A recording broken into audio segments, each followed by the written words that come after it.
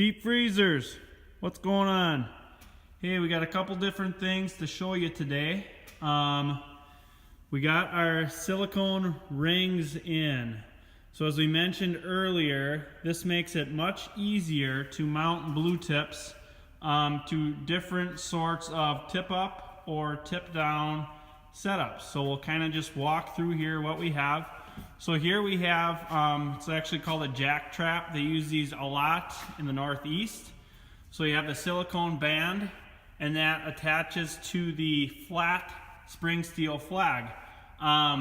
So this allows us to mount it in such a way where it's not triggered when it's in the horizontal position, but if we were to trigger this tip up, flag goes up, and we're mounted low enough that that flag still has enough strength to point up. So there you go, boom, BlueTipz on a jack trap. And we'll turn that one off. Next setup we have here is the finicky fooler. So the finicky fooler is basically a device that turns a set rod into almost sort of a tip up. Now the flag on this was just a little bit smaller than our enclosure for BlueTipz for snapping onto a flag. So we use a silicone band there, and when we pull the line here, what happens is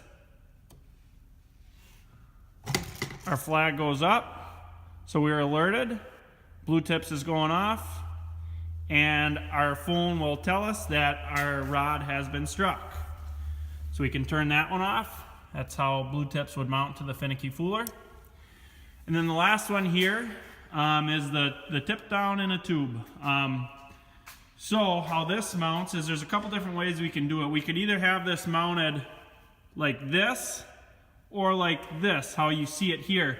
This gives us more sensitivity. So you can see with just a pull downward here, maybe 4 or 5 inches or so, we're already alerting. So that's another way to use BlueTipz with a silicone ring on the tip down in a tube.